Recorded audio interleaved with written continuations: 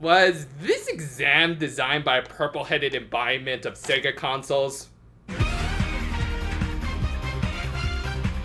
This episode's cold opening seemed to feature a depressed Doremi. Oh, come on, girl. That's not how you're supposed to say it. Actually, she was excited at the prospect of finally being able to take the level 9 exam and conceivably graduate from being an Ojamajo, though come on girl, you can't let such a perfectly good copyright go to waste like that. But yeah, to get ready for the exam, they of course practiced some basic spells which mostly involved creating food items that lack some of their best elements. I'm guessing for coin that stuff made for easier spells to cast, though I'm just curious, how much MP would a strawberry cost? Also, I don't like the color of that cream. However, while Aiko and Hazuki were doing fine with their practice, Doremi was lagging behind much to a certain Toad's irritation. Well, clearly you're not paying attention, as Doremi has already cast an invisibility spell on half of her body. However, even with all of their practice, the girls were concerned whether or not they could pass a test based on standards of a world and culture very foreign to them. Oh, so it's like getting to really any college these days.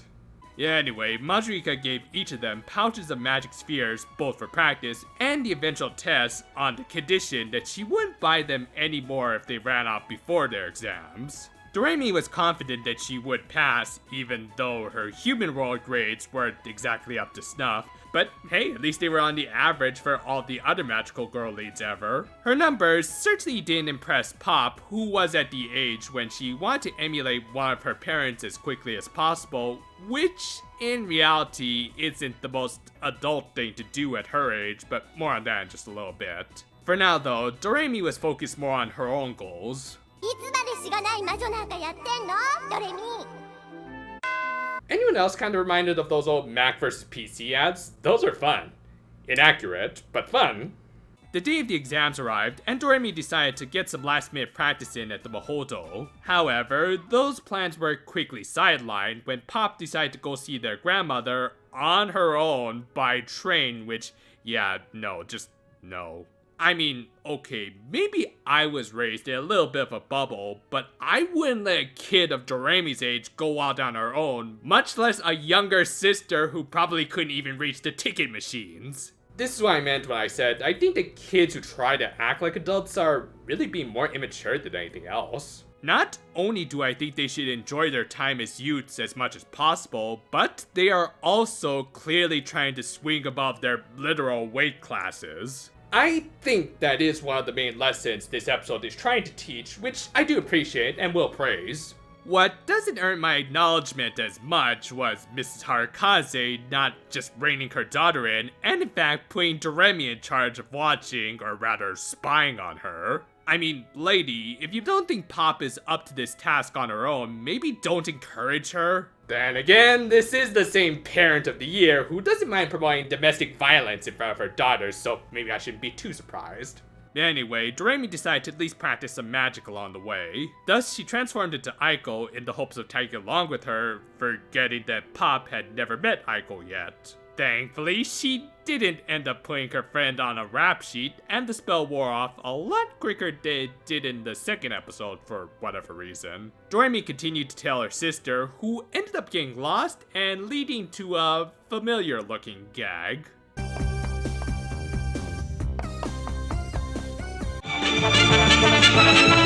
Pop did eventually make her way to the train station without Doremi's help, and instead from an older gentleman? Kid, rule number 1, don't talk to strangers. In fact, did you do that earlier with Doremi as Aiko?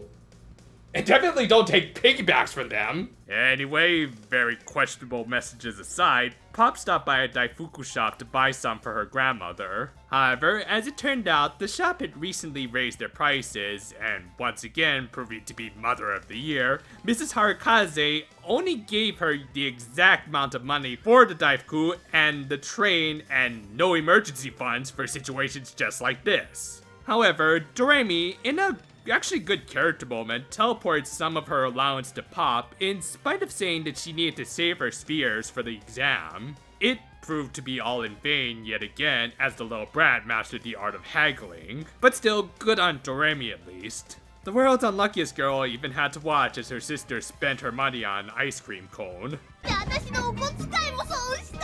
What? Remember, machines. They're full of kids. However, said dairy treat would lead to Pop's eventual downfall, as after having gotten off the train, she needed to powder her nose. With Grandma's house still a ways away, she needed to use the closest facilities available, and yeah, that's the face you make when you see your younger sibling go to a park bathroom. It's actually a bigger surprise when they do remember to flush. Honestly, I can't say what would have been the better outcome, but ultimately Pop wasn't afforded the right to choose. Once again though, Doremi proved to be a good sister, this time being able to actually help Pop by making a super high-tech, yet kind of cartoony washer-dryer appear in front of her. The self-proclaimed mature little sister didn't bother to question where that thing came from, or why it looked like Porky Minch's absolute safe capsule, and just threw her undies into a machine in the middle of a public park and... Oh hi! Haven't seen you in a while, Mr. Damani. Regardless, Doremi was just happy that she was able to do something good for her sister, even seemingly using her last magic sphere in the process. Of course, as a result, she would have to face the reality of going to the exam essentially without a pencil, and oh my god, is that the moon from Majora's Mask? Well, now you don't have to worry about that pesky exam, Doremi, because in 3 days, everything is going to go boom. Well, okay, this moon is clearly still happy, so no problem yet. Plus, in an example of good karma, Doremi managed to find one last sphere that she could use for the exam. Thus, the 3 apprentices entered into the witch's world that was less Harry Potter and more Escher. There they met the examiners, Mota and Mota Mota.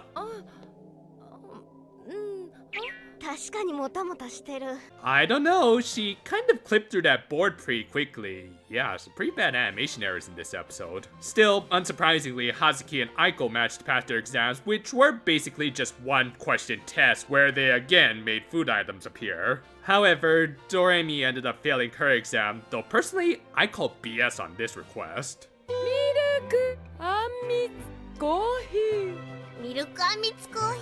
So, if I'm understanding correctly, she wants a gelatin and bean paste dessert served with coffee and milk? So, like, does she want it as an actual part of the dessert, like as a coffee milk sauce, or does she want the coffee and milk on the side?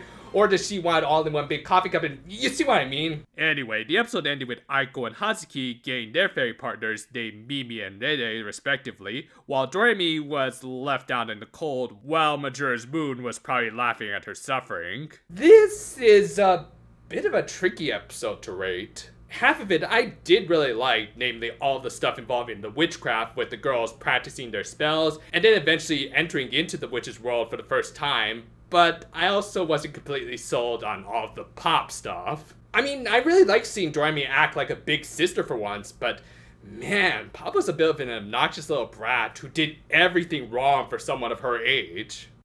Again, I do hope that she was meant to be a bad example of what kids shouldn't do when traveling by themselves, because between going off with strangers, haggling, and not holding it in, all of my concerned uncle alarms are sounding.